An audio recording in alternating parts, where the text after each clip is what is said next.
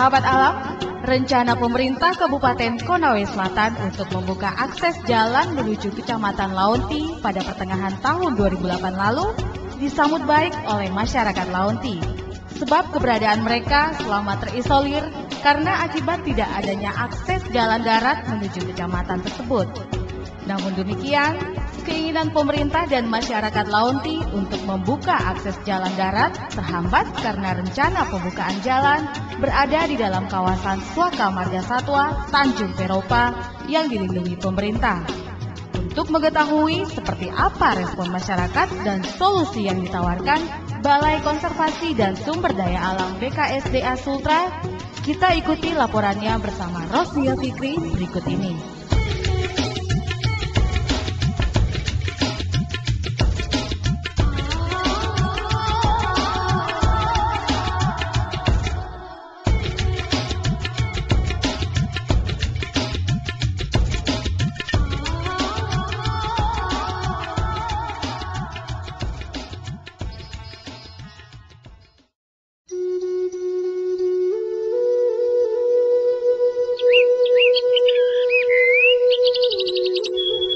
Sahabat alam, Kecamatan Launti merupakan salah satu kecamatan yang terletak di sebelah utara kota Kendari dengan jarak tempuh sekitar 3 jam menggunakan transportasi laut.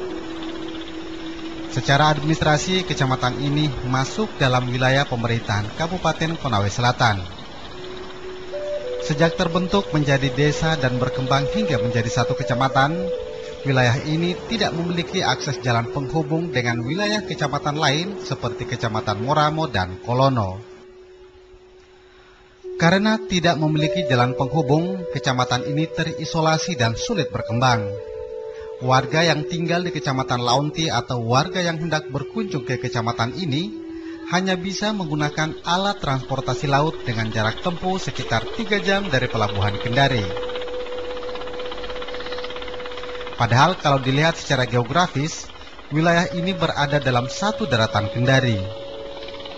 Kecamatan Launti merupakan salah satu kecamatan yang memiliki jumlah penduduk sekitar 1.000 jiwa yang tersebar di 17 desa. Jalur transportasi yang menjadi penghubung antara satu desa dengan desa lainnya hanya menggunakan jalan setapak yang melintas di dalam rimbunan pohon.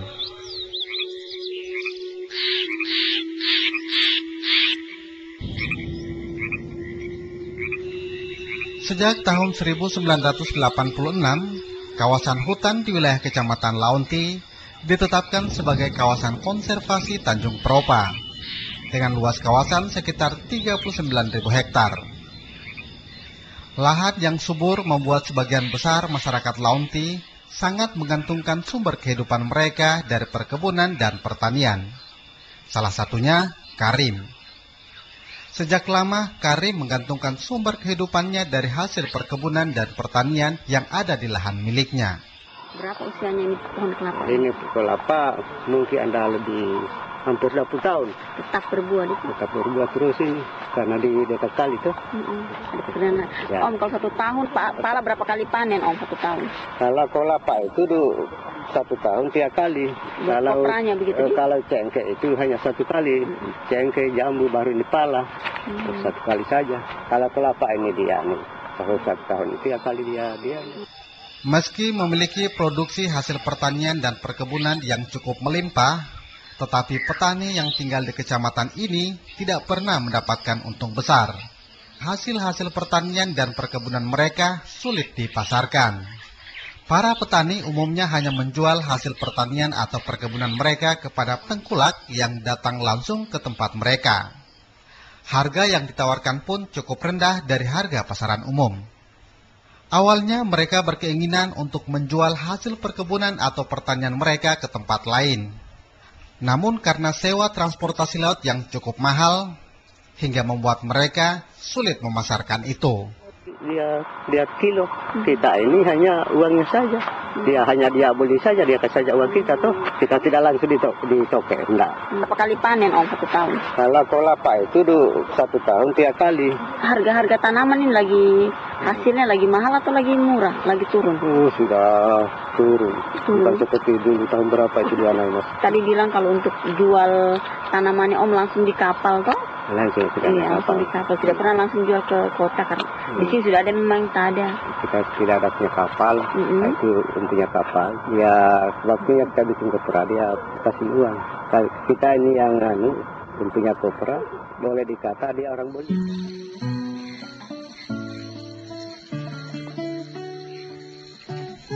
Tidak adanya akses transportasi darat yang menuju ke tempat tersebut membuat masyarakat Laonti kesulitan dan hanya bisa pasrah.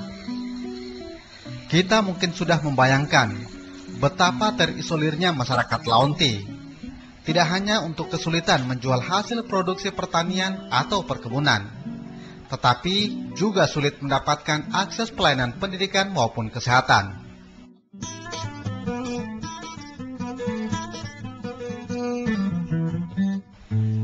Kondisi berbeda terjadi di Desa Tambolosu. Akses jalan rintisan yang menghubungkan dengan desa lainnya di wilayah Kecamatan Muramo sudah ada. Meskipun kondisinya jauh lebih layak dari yang pernah kita lihat. Dengan terbukanya akses jalan rintisan tersebut membuat warga di desa ini cukup leluasa memasarkan hasil pertanian mereka. Adanya jalan yang menghubungkan Tambolosu dengan Lapuko ini manfaat yang dirasakan warga. Ya cukup bermanfaat bagi kami warga desa Tambolosu. Apa saja yang dirasakan kemudahannya dengan ada jalan? Dengan kemudahannya ini aja jalan. Dulu kami kan melalui Johnson, sewanya 150. Kalau Kendari 250. Tapi sekarang dengan adanya jalan melalui roda 2 sudah bisa. Bahkan roda 4 sudah bisa tembus ke sini. Dengan adanya jalan ini mudah sekali kita menempuh Kendari atau Lapuko.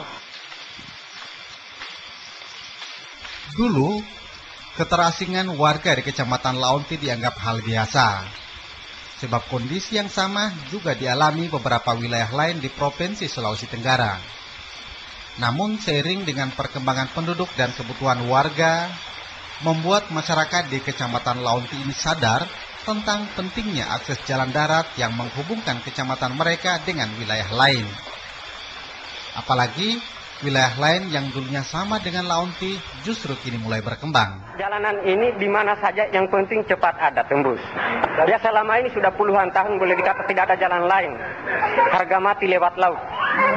Itu pun tidak tahu bahwa itu perahu atau kapal sudah syarat atau tidak. Yang penting kalau ada masalah atau urusan tetap naik. Tidak tahu ada istilahnya sudah pol atau terbatas muatan, tidak tahu.